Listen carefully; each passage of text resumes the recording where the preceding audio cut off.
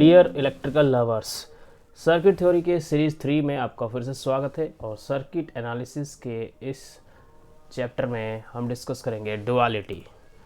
So concept of duality. Before I discuss what is duality, what is the electrical significance of this concept, मैं यहाँ पे एक बात बोलना चाहूँगा जो पूरे इस टॉपिक के इंटरेस्ट को बढ़ाएगा और इसका कहीं ना कहीं फाउंडेशन भी होगा।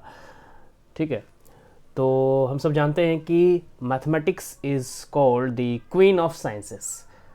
क्वीन ऑफ साइंसेस, साइंस की रानी कहलाती है मैथमेटिक्स। ऐसा क्यों कभी हमने सोचा नहीं है, तो आज मैं बताना चाहूँगा कि साइंस की क्वीन मैथमेटिक्स को इसलिए कहा जाता है, साइंस इज़ द किंग, और किंग का जो कंट्रोल होता है, या किंग एक अपने आप में कहीं ना कहीं रूल कर रहा होता है, साइंस रूल कर रहा है इस वर्ल्ड को। ठीक है, तो king is the ruler, king के पास सारा स्ट्रेंथ है, लेकिन किंग का भी कुछ वीकनेस होता है, या कह सकते हैं the king is controlling the world but even the king is being controlled by somebody. King भी किसी के द्वारा कंट्रोल किया जा रहा है। वो कौन है, कौन कर रहा है कंट्रोल? क्वीन। क्वीन कंट्रोल करती है किंग को, right? So similarly mathematics is controlling this science. Science पूरे वर्ल्ड को डोमिनेट कर रहा, but the science itself is being controlled by mathematics. तो मैथमेटिक्स का ही कुछ प्ले होने वाला है यहाँ पे, मैथमेटिक्स का ही कुछ गिमिक होने वाला जो हम देखेंगे, काफ़ी इंटरेस्टिंग लगेगा। तो मैं बाद में सारी चीज़ें बिल्कुल ओपन हो जाएंगी, ट्रांसपेरेंट हो जाएंगी कि डुअलिटी में चल क्या रहा है, इलेक्ट्रिकली पूरा कॉन्सेप्ट क्लियर हो जाएगा। बट मैं स्टार्ट करूँगा पूरा मैथमेटिकल डिस्कसन के साथ, सो दैट इसका जो ओरिजिन है वो समझ में आएगा। पूरा जो कंट्रोल हुआ है, डुअलिटी का कॉन्सेप्ट आया जहाँ से, फिर वहाँ से स्टार्ट करने वाला हूँ मैं आपको। तो मैं वैसे तो स्टार्ट करूँगा एक ड्राइंग के साथ ही, ऑब्वियसली। सबसे पहले एक one of the simplest electrical circuit को ड्रॉ करूँगा एक वोल्टेज सोर्स के साथ। मैं अपने तीन जो बेसिक पेसिव एलिमेंट्स है, elementary passive elements obviously, that is resistance, inductor और कैपेसिटर, इसको सीरीज में तीनों को मैं कनेक्ट करके एक बहुत ही simple, the simplest form of the circuit में यहाँ पे ड्रॉ कर दिया। और इस पर मैं अप्लाई करूँगा, ऑब्वियसली मैंने एक मेश बनाया, तो यहाँ पे KVL अप्लाई करूँगा। ठीक है, ये V है voltage source, in general resistance, inductance and capacitance. अब देखिए KVL के द्वारा जो मैथमेटिकल इक्वेशन बनेगा, उस इक्वेशन का सारा यहाँ पे कैसे रोल प्ले होने वाला है, हमारे मैथमेटिक्स प्ले कैसे होने वाले हैं, जो हमारे डुअलिटी के कॉन्सेप्ट को डेवलप करेगा। सो यहाँ पे मैं KVL अप्लाई करने वाला हूँ। मैं KVL, if I apply KVL, ठीक है, तो यहाँ पे ऑब्वियसली सीरीज में एक करंट ऐसे फ्लो करते हुए इमेजिन करूँगा मैं, I। तो इस I को इंक्लूड करते हुए V, R, L और C का अपना एक इक्वेशन बनेगा ऑब्वियसली। तो ये जो V will be given by, यहाँ पे अपना कुछ वोल्टेज ड्रॉप होगा, यहाँ पे अपना एक वोल्टेज ड्रॉप होगा, यहाँ पे तीनों एलिमेंट्स पे अपने अपने रेस्पेक्टिव वोल्टेज ड्रॉप्स होंगे। यहाँ का वोल्टेज ड्रॉप क्या होगा? This because of this current I और R। ठीक है, और तीनों वोल्टेज ऑब्वियसली KVL क्या कहता है, यहाँ का वोल्टेज ड्रॉप प्लस यहाँ का वोल्टेज ड्रॉप प्लस यहाँ का वोल्टेज ड्रॉप, ये सारे voltage drops must be equal to this voltage source. ठीक है, तो आई होप ये सारी चीज़ें, बेसिक चीज़ें क्लियर है आपकी। You can refer my last classes. KVL की बात नहीं समझा रहा हूँ मैं, मैथमेटिक्स का इक्वेशन यहाँ पे एम्फेसिस करने वाला हूँ। तो ये दिस I इंटू R, ये पहला वोल्टेज ड्रॉप है। यहाँ का वोल्टेज ड्रॉप क्या होगा? L into di/dt। ठीक है, फैराडे लॉ से आता है, करंट जो होगा उसका differentiation in multiplied with this inductance value will give the voltage drop of this inductance element. और नाउ कैपेसिटेंस का क्या होगा वोल्टेज ड्रॉप? वोल्टेज उतना ही होगा यहाँ पे जितना कि चार्ज एक्यूमुलेट होगा। ठीक है, और वो चार्ज ऑब्वियसली करंट के फ्लो होने की वजह से चार्ज एक्यूमुलेट होगा। ठीक है, we know that Q is given by C and V, है ना? तो मुझे क्या निकालना है? V is equal to Q by C को, इसको लिख सकते हैं C, और Q क्या है? इंटीग्रेशन ऑफ करंट, क्योंकि इंटीग्रेशन ऑफ करंट से ही चार्ज एक्यूमुलेट हो रहा है। तो ये मैं आपको जस्ट रिकॉल दे रहा हूँ। आई होप ये सारे बेसिक चीज़ें आपको क्लियर होंगी। Let me raise this all reminder for you. So यहाँ पे जो कैपेसिटेंस है उसके अक्रॉस का जो वोल्टेज होगा, that will be given by simply 1/C integration of this current I integration dt। तो मैंने क्या किया यहाँ पे, ध्यान से देखिएगा, मैंने इस वोल्टेज को लिखा है इस सारे वोल्टेज ड्रॉप्स के टर्म्स में, लेकिन वोल्टेज ड्रॉप्स को मैंने करंट के मैथमेटिकल इंटरप्रिटेशन से लिखा है। I इसमें भी है, I इसमें भी, ध्यान से देखना, इसमें भी I है, इसमें भी I है, इसमें भी I है। इसका मतलब ये जो करंट फ्लो हुआ I, वही वाला I है। ये वाला I करंट फ्लो पे बेस्ड है या डिपेंड करता है ये वाला वोल्टेज। ये मैथमेटिक्स के सेंस में अब सारी बातें मैं कर रहा हूँ यहाँ पे, ठीक है। और वैल्यू ऑफ आर है कांस्टेंट, वैल्यू ऑफ एल है कांस्टेंट, वैल्यू ऑफ सी है कांस्टेंट। नाउ ये आई का इंटीग्रेशन हो रहा है, यहाँ पे आई का डिफरेंशिएशन हो रहा है, और ये आर सिंपली आई यहाँ पे एज इट इज़ लिया जा रहा है। तो ऐसा कुछ मैथमेटिक्स को ध्यान देंगे। इसका इक्वेशन ये हो गया। अब मैं एक दूसरा ड्राइंग यहाँ करने वाला हूँ। सी मैं क्या करूँगा, एक मैं करंट सोर्स लूँगा। इस बार मैं करंट सोर्स लूँगा, लेकिन मेरे सारे एलिमेंट्स वही रहेंगे ऑब्वियसली, पैसिव एलिमेंट्स तो मेरे यही है, बट डिफरेंस विल बी इस बार मैं सारे एलिमेंट्स को आपस में पैरेलल में लूँगा।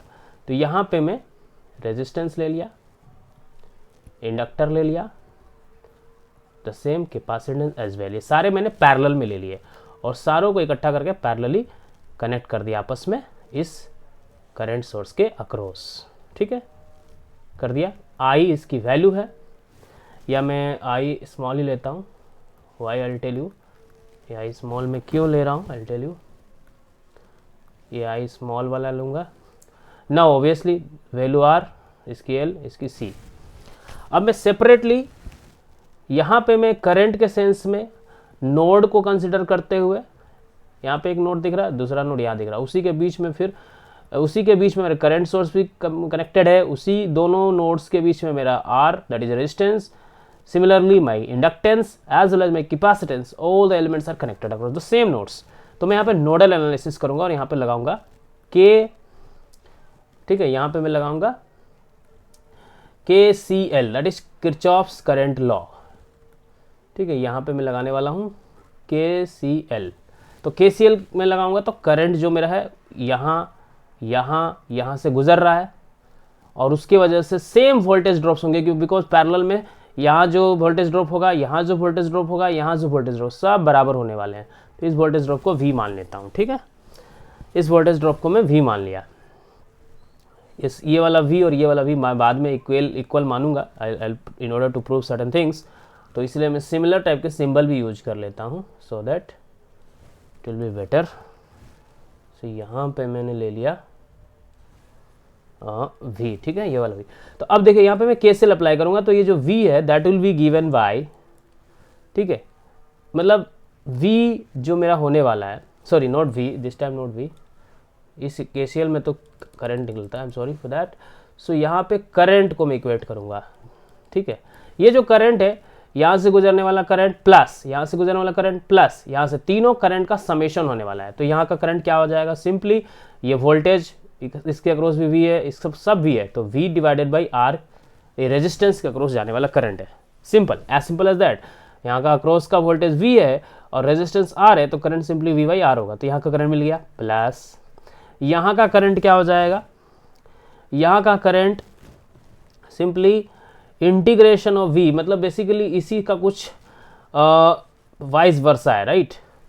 आप ना जहाँ फैराडे लॉ में हम जानते हैं कि जो V होता है that is given by 1/L integration of, sorry not integration, differentiation of current, जो कि मैंने यहाँ लिखा हुआ है, the same thing I am copying here, ठीक है, differentiation of current, see it's reminder for you, differentiation of di/dt। तो यहाँ से मैं I निकाल लूँगा तो कैसे निकलेगा, सिंपली L उधर चला जाएगा तो L ऊपर आ जाएगा, ठीक है, सॉरी L मैं सारा चीज़ गलत लिख दिया, ये पूरा मिस्टेक है एक, पहले मुझे सही लिखना पड़ेगा ओरिजिनल इक्वेशन को। ये इक्वेशन को देखो आप, ठीक है, ये V का इक्वेशन है, this is given for V। तो यहाँ से मैं I निकालना चाहता हूँ, if I want to evaluate I from this term, ठीक है, यहाँ से मैं अगर एक इंडक्टर के अक्रॉस करंट निकालना चाहता हूँ तो simply will be given bye 1/L and integration of V, integration of V ये हो जाता है मेरा करंट थ्रू और current across an inductor will be given by this term. तो यहाँ पे मैं लिखने वाला हूँ 1/L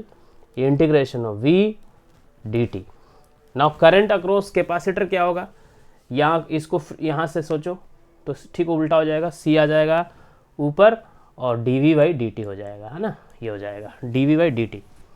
तो अब मैंने क्या किया, यहाँ पे बस समझना है मैथमेटिक्स को कि ये अगर मेरे पास एक सिंपल सर्किट हो तो उसमें ये इक्वेशन वैलिड है, सेटिस्फाई करता है, और मेरे पास अगर ऐसा कुछ पैरेलल टाइप का सर्किट हो तो ये ऐसा कुछ इक्वेशन, सिंपलेस्ट इक्वेशन मुझे मिलता है।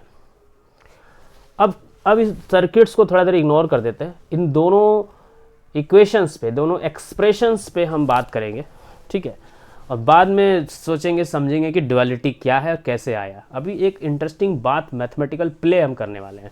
एक इंटरेस्टिंग चीज़ देखो, जस्ट अजम्पशन करेंगे हम कि ये जो r की वैल्यू है और यहाँ पे जो 1/r की वैल्यू है, जिसको मैं एक बार लिख लेता हूँ आपके लिए, I is equal to V 1/r क्या लिखा जा सकता है, 1/r को आप g लिख सकते हो, यू कैन राइट g मतलब conductance, the reciprocal of resistance is nothing but conductance, right.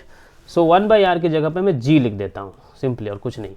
और थोड़ा इस सेंस में मैं अरेंजमेंट करता हूँ कि यहाँ पे डिफ्रेंसिएशन वाला टर्म है, तो ये डिफ्रेंसिएशन वाला टर्म मैं यहाँ ले लेता हूँ, ठीक है। डिफ्रेंसिएशन वाला टर्म, मेरे फर्स्ट टर्म रेजिस्टेंस वाला है, सिंपल, मतलब I एज इट इज़ वाला टर्म है, तो यहाँ V एज इट इज़ वाला टर्म आ गया। उसके बाद जो डिफ्रेंसिएशन वाला टर्म है, तो यहाँ डिफ्रेंसिएशन वाला टर्म्स को मैं लिख लेता हूँ, एक अरेंजमेंट करना चाहता हूँ मैं यहाँ पे, और कुछ नहीं, रीअरेंजमेंट है, C dV/dt, और लास्ट में इंटीग्रेशन वाला टर्म है 1/L integration of V dt। तो अब यहाँ पे क्या हम डिस्कस करेंगे, देखिएगा, व्हाट आई वांट टू से इज, अगर मैं इस R को, इस G मतलब R की जो भी value, I am not saying कि इस R को हटाना है, आई एम जस्ट सेइंग कि जो R की वैल्यू है उसकी जगह पे इस जो G की वैल्यू है वो लगा दूँ, ठीक है। यहाँ पे जो L की वैल्यू है और यहाँ पे जो C की वैल्यू है उससे अगर रिप्लेस कर दूँ, उस वैल्यू को मैं पुट कर दूँ, और यहाँ पे 1/C है तो यहाँ पे 1/L है, देखो, इसलिए C की जगह पे मैं अगर L लगा दूँ, और ये पहला काम हुआ। दूसरा काम मतलब G की जगह पे मैंने चेंज किया, C की जगह पे चेंज किया, L की जगह मैंने चेंज किया।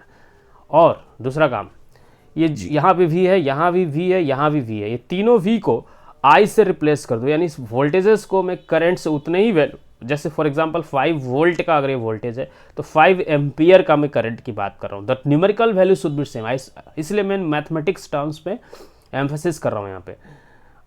सो mathematically what I am doing, I am replacing this voltages values, V यहाँ पे V, यहाँ पे V, ठीक है, जस्ट सी दिस, ये जो वोल्टेजेस वैल्यू है, this V voltage, this V voltage, this V voltage, इसकी जगह पे मैं I लगा दूँ, यानी उतने ही वैल्यू का। For the sake of example, if it is 10 volt, 10 volt, 10 volt, then I'll take it 10 ampere, 10 ampere, 10 ampere, like that. Value उतना ही रहेगा, यहाँ पे आई है, यहाँ पे आई है, यहाँ पे आई है, ठीक। तो अगर मैं ऐसा कर दूं तो जो मेरी वैल्यू आई की आ रही है इस इक्वेशन की वजह से, वही वैल्यू V की बन जाएगी, ठीक है, वहाँ पे। सो कुल मिला के, ठीक है, if I replace this I's with V and I replace this R, L and C with Z, C and L respectively. G मतलब इसका रेसिप्रोकल, C मतलब सिंपली जितना, सपोज 5 हेनरी का इंडक्टेंस है तो 5 फैरेड का कैपेसिटेंस लगा दूंगा, तो वैल्यू मेरी 5 ही रहेगी, हेनरी और फैरेड्स कोई मतलब नहीं, वैल्यू मेरी उतनी रहेगी, ठीक है। यहाँ पे मेरा 5 फैरेड का या सपोज 15 फैरेड का अगर कैपेसिटेंस है तो 15 हेनरी का अगर मैं इंडक्टेंस लगा दूँ तो फॉर मैथमेटिकल डिसिप्लिन मेरा वैल्यू उतना ही रहेगा, मेंटेन रहेगा, ठीक है। और ये आइज को रिप्लेस कर दूँ वोल्टेज से, और ये तो कहीं ना कहीं इक्वेशन क्या है, इंटरचेंजेबल बन जाते हैं। ये इक्वेशन और ये इक्वेशन में डिफरेंस नहीं रह जाएगा, मैथमेटिकली जो वैल्यू यहाँ पे एग्जिस्ट करेगी वही वैल्यू यहाँ पे एग्जिस्ट करेगी, क्योंकि मैथमेटिकल फॉर्मेट को देखिए, आप फॉर्मेट को समझिए। कह सकते हैं कि एक फॉर्मेट है, एक स्ट्रक्चर है, एक फ्रेमवर्क है जो सेम है दोनों का, बस मैं वैल्यू को इसके है ना रिप्लेस कर रहा हूँ। यहाँ पे पहले करंट एज इट इज़ है, यहाँ करंट डिफरेंशिएटेड फॉर्म में है, यहाँ पे करंट इंटीग्रेटेड फॉर्म में है, और यहाँ पे फिर voltage as it is form में है, वोल्टेज इंटीग्रेटेड फॉर्म में है, वोल्टेज डिफरेंशिएटेड फॉर्म में। उसको मैंने रीअरेंज करके लिखा, तो जिस सीक्वेंस में ये था उसी सीक्वेंस में मैं समझ रहा हूँ। तो यहाँ पे as it is, differentiated, integrated, as it is, differentiated, integrated, तो एक फॉर्मेट है, एक फ्रेमवर्क सेम टाइप का बन रहा है कुछ, ठीक है। यहाँ पे अगर रेजिस्टेंस है तो यहाँ पे कंडक्टेंस है, यहाँ पे इंडक्टेंस है तो यहाँ पे कैपेसिटेंस है, यहाँ पे कैपेसिटेंस नीचे में रेसिप्रोकल में कैपेसिटेंस है तो यहाँ नीचे में इंडक्टेंस है।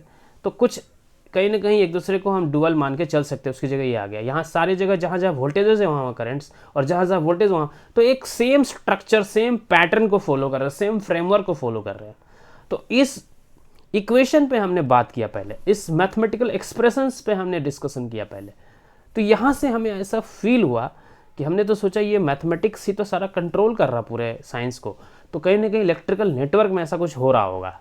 इसकी वजह से अगर ये डुअलिटी, इसी को डुअलिटी कहते हैं कहीं ना कहीं, वो और बेटर हम समझेंगे डुअलिटी क्या है, बट कहीं ना कहीं एक स्ट्रक्चर का सिमिलर होना हम समझ पा रहे हैं यहाँ पे, मैथमेटिकल स्ट्रक्चर का सेम होना, मैथमेटिकल फ्रेमवर्क का सेम होना, मैथमेटिकल एक्सप्रेशन का सिमिलर होना, तो वो कहीं ना कहीं दिमाग में एक आइडिया प्रिज्यूम करा देता है कि हमारे इलेक्ट्रिकल नेटवर्क में भी कुछ ऐसा रिलेशन जरूर रहा होगा, इस नेटवर्क में और इस नेटवर्क में जरूर कुछ सिमिलैरिटी रही होगी जिसकी वजह से मैथमेटिकल सिमिलैरिटी एग्जिस्ट करने लगा। तो अब हम ध्यान देते हैं इस स्ट्रक्चर्स पे, मतलब सॉरी सर्किट्स पे। अब नाउ सर्किट्स पे अब हम हमारा ध्यान गया, तो कहीं हमने सोचा कि ये एक सिंगल मेश है, तो एक सिंगल मेश दो नोड्स को जन्म देता है ना। हमने देखा कि दो नोड्स है, एक नोड्स और ये दूसरा नोड, ठीक है। तो अब हम वो भी और बात करेंगे कैसे मेश से नोड बना। उससे पहले बात कर लेते हैं, जो वोल्टेजेस थे उसको मैंने करंट की बात की, तो वोल्टेज सोर्स की जगह करंट सोर्स बन गया है, और जो चीज़ें मेरी सीरीज में थी वो चीज़ें मेरी पैरेलल में आ गई हैं। जो मेरा आर था वो एक्चुअली में उतना ही वैल्यू का कंडक्टेंस बन गया है यहाँ पे, इस सेंस में सोचें तो हम कह सकते हैं कि अगर ये 5 ओम का रेजिस्टेंस है तो ये 5 मो या सीमेंस कहते हैं, 5 सीमेंस का कंडक्टेंस है। तो मैथमेटिकली ये भी बोल सकते हैं कि अगर 5 ओम का है तो ये 1/5 ओम का रेजिस्टेंस है, ठीक है। तभी तो देखो यहाँ पे आर है तो यहाँ पे 1/R है, यहाँ पे आर है तो यहाँ पे 1/R है। जो इंडक्टेंस था वो कैपेसिटेंस बन गया मैथमेटिकली। तो कहीं ना कहीं इस तरह से डुअलिटी एग्जिस्ट करने लगती है, और ये क्या हो रहा है, एक मैथमेटिकल फन है जिसमें हम एक सर्किट को उसके डुअल सर्किट में कन्वर्ट करेंगे और देखेंगे कैसे कन्वर्जन हो रहा है। तो कन्वर्ट कर देते हैं तो भी हमारा जो इलेक्ट्रिकल वैल्यूज है, जो फाइनली हमें जो क्वांटिटी चाहिए वो अनचेंज रह जाती है, इलेक्ट्रिकल एसेंस मेरा अनअफेक्टेड रह जाता है। लेकिन ये भी कहना बिल्कुल फेयर नहीं होगा कि टोटली अनचेंज्ड इफेक्टिवनेस है उसका, कुछ चेंजेस जरूर हो रहे हैं, लेकिन मेरा जो फाइनल रिजल्ट और outcome of the mathematical quantity और the electrical quantity rather to I should say, वो मेरा अनचेंज रहता है। वही इसका क्या है, सिग्निफिकेंस है, ठीक है। तो यहाँ पे आई होप आपको कभी लगे कि डुअलिटी आखिर है क्या, ये क्या किस चिड़िया का नाम है, तो यहाँ इसी डिस्कशन में सारा इसका कहीं ना कहीं सीक्रेट छिपा हुआ है। आई hope this page if you understand you will completely understand the concept of duality. Now actually how to convert a given circuit into its dual circuit, वो हम एक और प्रैक्टिस करेंगे तो बेटर आइडिया लगेगा। That is a kind of practice thing, वो practice matter है हमारा, लेकिन कॉन्सेप्ट इसी पेज में आपको समझ लेना है कि ये जो मेरा एक्सप्रेशन बना और ये जो एक्सप्रेशन बना कितना कुछ कह रहा है हमें, कि हम दोनों एक जैसे ही हैं, हमें बस क्या अंतर है कि जो मेरा आर था वो मेरा 1/R बन गया, ठीक है। ऐसा ही कुछ डिफरेंस है। Will see one example and will better clarify what is duality and how we are actually going to process if we are asked to do or asked to convert, ठीक है। जब हमें एक्चुअली डुअल सर्किट का ऊपर analysis करना हो तो हम करेंगे कैसे। देखिए ये हमारे एक गिवन एग्जांपल है, जो आपको लग रहा होगा कि यहाँ तो सिंपल था भैया हमने कर दिया, लेकिन अब हमने कॉन्सेप्ट को समझ लिया। बट बिफोर दैट मैं आपको एक लिस्टिंग बना देता हूँ कि कन्वर्जन हम जब करते हैं तो कैसे करते हैं, हमारा थंब रूल क्या रहेगा। तो थंब रूल कुछ हमने ऐसा नहीं कि मैजिकली कुछ किया, यहीं से समझ में आ रहा होगा कि वोल्टेज मेरा करंट सोर्स बन गया है, तो यही करना है हमें। तो what element will become our what dual, ठीक है। डुअलिटी जब इसकी की जाएगी तो क्या वो बन के निकलेगा, डुअल एलिमेंट, उसका डुअलिटी में क्या बन जाएगा। तो सी मैं पहले लिस्ट आउट कर देता हूँ कि फॉर एग्जांपल मेरे पास अगर वोल्टेज है या वोल्टेज सोर्स कह लो ऑब्वियसली, अगर मेरे पास रेजिस्टेंस है तो वो क्या बन जाएगा, उतने ही वैल्यू का वो कुछ और बन जाएगा, उतने ही वैल्यू का, जैसे वोल्टेज 5 वोल्ट का है तो उतने ही एम्पियर का करंट बन जाएगा, ठीक है, 5 एम्पियर का ही करंट बन जाएगा। रेजिस्टेंस 10 ओम का है तो 10 सीमेंस का वो कंडक्टेंस बन जाएगा, लाइक दैट। अगर मेरे पास कैपेसिटेंस है तो वो क्या बन जाएगा, अगर मेरे पास इंडक्टेंस है तो वो क्या बन जाएगा, ठीक है। सब क्या बन जाएंगे आप गेस पर कर पा रहे होगे, मैं फिर भी एक बार लिस्ट आउट कर देता हूँ। इंडक्टेंस, ठीक है, कोई सीरीज कनेक्शन जैसा दिख रहा था अगर ओरिजिनली तो वो पैरेलल बन जाता, हम जानते हैं। और ओवरऑल फाइनली ये जो बहुत इंपॉर्टेंट पॉइंट लिख रहा हूँ, मेश से क्या बन जाएगा वो दिखाऊंगा मैं आपको। तो देखिए यहाँ पे voltage will become current obviously, resistance will become conductance, ठीक है। एग्जाम्पल के लिए मैं बता देता हूँ आपको कि सपोज कोई 5 ओम का रेजिस्टेंस है तो वो 5 सीमेंस का कंडक्टेंस बन गया, कैपेसिटेंस विल बिकम इंडक्टेंस। ठीक है, फॉर एग्जांपल 5 फैरेड का है वो, तो 5 का ही रहेगा, हेनरी बन जाएगा वो। And vice versa is also true, conductance है तो रेजिस्टेंस बन जाएगा, इंडक्टेंस है तो कैपेसिटेंस बन जाएगा। वही चीज़ मैं लिख रहा हूँ यहाँ पे फिर से, कैपेसिटेंस बन जाएगा, राइट। सीरीज चीज़ें पैरेलल बन जाएंगी मेरी, और मेस मेरा नोड बन जाएगा, है ना। बट एक चीज़ ध्यान में दिला दूँ मैं आपको, ये एक मेस है, ठीक है, सिंगल मेस है, लेकिन जब मैं यहाँ पे इसको डुअलिटी की तरह सोचो तो 2 नोड मेरे बने, यानी एक मेस के बदले में एक नोड तो बना, लेकिन एक रेफरेंस नोड भी बनेगा, हमेशा +1 एक्स्ट्रा नोड बन रहा है। ठीक है, तो यहाँ पे मैं बताना चाहूँगा कि नोडों की संख्या मेरी होगी मेस की संख्या प्लस ऑलवेज 1, यानी सपोज मेरे पास 3 मेस है तो 4 नोड बनने वाले हैं, 3 तो बनेगा ही, +1 एक्स्ट्रा नोड हमें लेना पड़ेगा reference. Will see in that example to better understand and better clarified. तो मैं आपको यहाँ पे दिखाने जा रहा हूँ। देखिए ओवरऑल बिल्कुल एट ए ग्लांस हमको क्या दिख रहा है, एक सिंपल सर्किट है जिसमें 3 मेस है ना, एक mess number 1, mess number 2 and mess number 3। ठीक है, तो मैं एक नंबरिंग कर देता हूँ, जहाँ पे मेरा मेन वोल्टेज सोर्स रहेगा उसको मैं प्रायोरिटी दूंगा, वहाँ से मैं नंबर 1 शुरू करूँगा, और बाकी 2 3 किसी को नाम रख दो, मेरी मर्जी है, मैं रख देता हूँ 2 3 नाम में रख देता हूँ, इसको 2 दे देता हूँ, इसको 3 नंबर दे देता हूँ। तो यहाँ पे एक नोड इसके लिए बनेगा, एक नोड इसके नाम पे बनेगा, एक नोड इसके नाम पे बनेगा। 3 मैसेज के लिए 3 नोड्स तो बन गए, 3 कॉरेस्पॉन्डिंग नोड्स तो मेरे तैयार हो गए, लेकिन मेरा एक और एक्स्ट्रा कहीं ना कहीं रेफरेंस नोड है, कहीं भी आपको लेना पड़ेगा। रेफरेंस नोड में ले लेता हूँ यहाँ पे, ठीक है, चलो यहीं ले लेता हूँ, no problem. This is my reference node, REF reference node, right. तो रेफरेंस नोड मैंने ले लिया। अब मैं एक्चुअल जो डुअल सर्किट है वो यहाँ पे बनाऊंगा। देखिए डुअल सर्किट जो मेरा होगा उसके लिए मुझे ऑब्वियसली एक नोड यहाँ नंबर 1, नंबर 2 एंड नंबर 3, और एक मेरा यहाँ पे ले लेता हूँ कहीं रेफरेंस नोड। मेरा क्या होगा, रेफरेंस नोड का मतलब होता है कॉमन नोड जो कभी बहुत सारे अलग नोड्स से कनेक्टेड होने वाला है, तो वो एक बिंदु की तरह रखेंगे तो हमारा ड्राइंग थोड़ा सा खराब बन सकता है, इसलिए मैं रेफरेंस नोड हमेशा एक लाइन में बनाया जाता है। Don't think it is a branch, because इसमें कुछ एलिमेंट नहीं है इन बिटवीन, इसलिए ये एक नोड है। मेरे नोड और ब्रांच वाले क्लास को रेफर कर सकते हो नोड को और बेटर याद करने के लिए कि क्या है नोड। सो सिंपली नोड एक बिंदु हो सकता है, लाइन हो सकता है, diagrammatically it does not mean कि लाइन बना दिया तो ऐसा क्या है, ये नोड ही है। मैंने लंबा इसलिए बनाया बिकॉज मुझे बहुत सारे कनेक्शंस देने हैं इसमें। नाउ सी, तो अब देखो यहाँ से ऑब्जर्व करो कैसे मैं डुअलिटी इसका डुअल सर्किट बना रहा हूँ। तो पहले नोड, ठीक है, पहले नोड से मैं स्टार्ट करूँगा और रेफरेंस नोड की तरफ भी जाऊँगा, मतलब हर एक नोड से नोड के बीच में कनेक्शन होना है, ये तो कन्फर्म है। तो यानी कि एक पहले नोड से दूसरे नोड, पहले नोड से तीसरे नोड, और पहले नोड से रेफरेंस नोड, इन सब के साथ मेरा कनेक्शन होना है, राइट, होना है।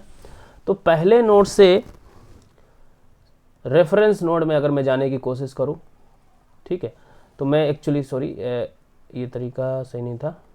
पहले नोड से रेफरेंस नोड की अगर मैं जाने की कोशिश करूं तो देखो आप इस नोड से गुजरने के लिए वोल्टेज, मतलब इस ऐसे इसके बीच में क्या कनेक्शन, आप देखो जो बाहर निकल रहा हूँ मैं पहले नोड से, मुझे ध्यान देना पड़ेगा कि यहाँ से यहाँ के बीच, ठीक है, एक क्या है, एक अगर मैं बाहर निकलता हूँ तो इस वोल्टेज सोर्स से होकर गुजरना, यानी एक वोल्टेज सोर्स बीच में आ रहा है, पहले नोड और रेफरेंस नोड के बीच में एक वोल्टेज सोर्स आ रहा है, ये मुझे यहाँ से समझ आ रहा है, ठीक है।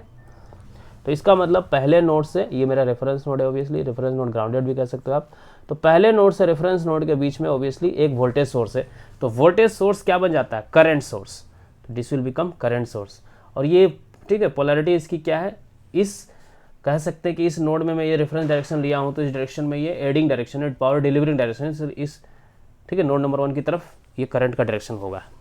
तो ये हो गया 1 और रेफरेंस के बीच में ये जो वोल्टेज सोर्स था वो मेरा करंट सोर्स बन गया।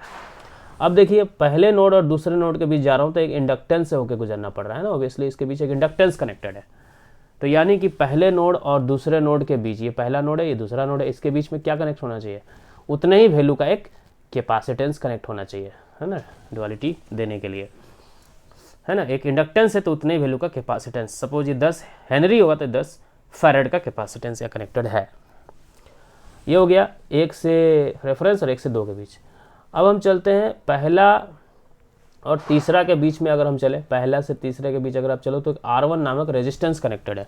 पहला और तीसरा के बीच अगर आप चलो तो एक R1 रेजिस्टेंस कनेक्टेड है। तो पहला और तीसरा, तो पहला हो गया, ये तीसरा हो गया, इसके बीच में एक रेजिस्टेंस है। तो रेजिस्टेंस और कंडक्टेंस का सिंबल अलग नहीं होता है, ऐसा ही होगा, बट यहाँ पे मैं दिखा सकता हूँ जी, जो एम्फसाइज करता है कि ये कंडक्टेंस वैल्यू है। जो वैल्यू यहाँ पे R1 की है वही वैल्यू यहाँ पे G1 की होगी। R1 is equal to G1। So G signify करता है कि उतने वैल्यू का वो कंडक्टेंस है। सो इसका रेसिप्रोकल का वैल्यू का रेजिस्टेंस हो जाएगा वो, राइट। तो ये हो गया आपका G1। तो ये हो गया पहले और तीसरे नोड के बीच। पहला से दूसरा भी हो गया, पहला से रेफरेंस भी हो गया, पहला से तीसरा भी हो गया। बचा क्या है, एक तो ये बचा है। तीसरा और रेफरेंस के बीच में क्या है, कैपेसिटेंस है। देखो तीसरा और रेफरेंस, तीसरा से रेफरेंस की तरफ जाते हैं तो एक कैपेसिटेंस से होके गुजरते हैं। तो यानी कि तीसरा, ये तीसरा है और ये रेफरेंस है ना, इसके बीच में एक कैपेसिटेंस है यहाँ पे। तो यहाँ एक इंडक्टर हो जाएगा। अगर ये C है तो ये L हो जाएगा, ठीक है। अब देखते हैं दूसरा और तीसरा के बीच में क्या, R2 है। तीसरा और तीसरा के बीच R2 है। ध्यान से देखिए यहाँ पे, अगर मैं विजुलाइज नहीं करा पा रहा हूँ तो ये तीसरा 3 नंबर नोड है और यहाँ से मैं गुजर रहा हूँ 2 नंबर नोड के पास। तो ये R2 से होकर गुजर रहा हूँ, यानी कि एक G2 कैपेसिटेंस मुझे मिलना चाहिए।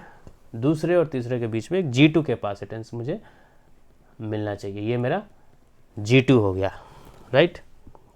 और कुछ बचा क्या, दूसरे से रेफरेंस के बीच आप बोलोगे क्या है, तो दूसरे से रेफरेंस के बीच में कुछ भी नहीं है, ये शॉर्ट सर्किट लाइन है। तो short circuit is replaced with open circuit. मैंने लिखा था क्या, नहीं लिखा तो मैं लिख देता हूँ यहाँ पे। शॉर्ट सर्किट मेरे जो चीज़ें होंगी ओपन सर्किट हो जाएगी। तो आप सोच रहे ऐसे तो ये लिखने का कोई सिग्निफिकेंस नहीं है, बड़े बड़े कॉम्प्लिकेटेड सर्किट में बात लागू होगी, बट ऑब्वियसली दूसरे और तीसरे के बीच में कुछ भी नहीं है, शॉर्टेड है ये। तो मैं दूसरे और तीसरे के बीच में कुछ कनेक्शन नहीं दूंगा। सॉरी, दूसरे और रेफरेंस के बीच में। आप कहोगे दूसरे और रेफरेंस के बीच में सर कुछ दूँ क्या, तो क्या दूं, ओपन सर्किट आपको रखना है, क्योंकि दूसरे तीसरे के बीच से जब गुजरते हैं तो सॉर्टेड आपको लाइन मिलता है, सॉर्टेड राइट लाइन। इसलिए दूसरे और रेफरेंस के बीच में मैं ये कहना चाहता हूँ, यहाँ से यहाँ के बीच में क्या दूं, क्या शॉर्ट सर्किट करूँगा, नहीं।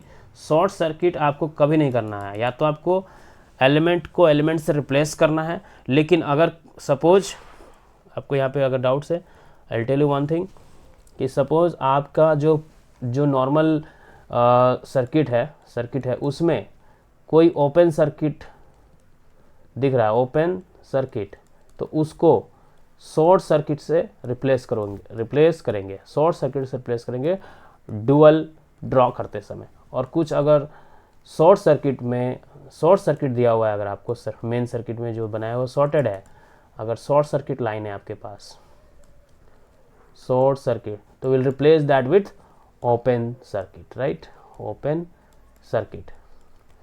तो यानी कि एक नोड है, सपोज नोड नंबर 1, और एक कोई रेफरेंस नोड या कोई दूसरा नोड है, उसके बीच में शॉर्ट सर्किट लाइन है। तो यहाँ पे आप कोई कनेक्शन नहीं दोगे, you will do nothing, because you have to keep it open, because short को ओपन रखना है। तो यहाँ से आपको ये बात क्लैरिफाई हो गई होगी कि दूसरे और रेफरेंस के बीच में कोई एलिमेंट नहीं था, ठीक है। उसी तरह से कहीं भी अगर आप देखो कोई एलिमेंट अगर नहीं है तो वहाँ पे कोई कनेक्शन नहीं करना है, लेकिन कोई एलिमेंट है तो उसका डुअल एलिमेंट जो होता है वो लगा देना है। वोल्टेज है तो करंट लगा देना है, राइट। जितने वोल्ट का वोल्टेज सोर्स होगा उतने एम्पियर का यहाँ पे करंट सोर्स हो जाता है। तो I hope this example will give you the practice of how to do conversion.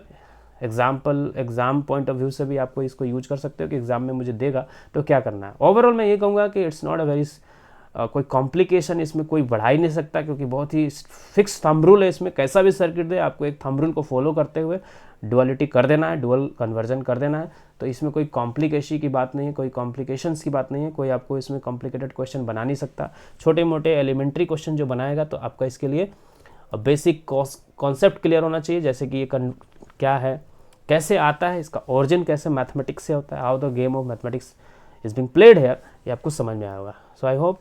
अच्छा, यहाँ पे एक चीज़ बता दूँ कि ये चीज़ें इसलिए वैलिड है क्योंकि ये जो एलिमेंट्स मैं बता रहा हूँ ये लिनियरिटी को फॉलो करते हैं, इसीलिए कहीं ना कहीं ये पॉसिबल है। पावर का अगर कॉन्सेप्ट अगर यूज होता है, क्वेश्चन ऐसे पूछ सकता है, can we apply duality on power, no we can not apply duality on power, क्योंकि पावर कंजम्पशन का जो एनालिसिस है उस पर डुअलिटी, इसलिए मैंने बोला था कि फ्रॉम एवरी एस्पेक्ट ये डुअलिटी वैलिड नहीं है, क्योंकि पावर को कैलकुलेट करते समय आपका वायलेट हो सकता है कुछ कॉन्सेप्ट्स डुअलिटी की वजह से, इसलिए पावर को कैलकुलेशन करने के लिए डुअलिटी नहीं अप्लाई किया जाता। जैसे आपको याद होगा सोर्स ट्रांसफॉर्मेशन भी हम सिर्फ वोल्टेज को as a source and current को एज ए सोर्स इवेल्युएशन करने के लिए हम यूज करते हैं। We do not use the concept of transformation of the sources for the sake of calculation of power. Similarly duality भी power के लिए अप्लाई नहीं होता। उसी तरह से म्यूचुअल इंडक्टेंस के ऊपर भी डुअलिटी अप्लाई नहीं होता है, क्योंकि म्यूचुअल इंडक्टेंस एक इंडक्टर की वजह से दूसरे इंडक्टर की वजह से पहले इंडक्टेंस में जो इंडक्टेंस है और म्यूचुअल इंडक्टेंस कहीं ना कहीं काम कर रहा है, वो डुअलिटी को फॉलो नहीं करता है। तो ये एक्सेप्शन केसेस है, you can remember. And after that will move to the next class. हमारा जो नेक्स्ट क्लास होगा that will be obviously mutual inductance का एनालिसिस, बहुत इंटरेस्टिंग होने वाला है। So thanks for now.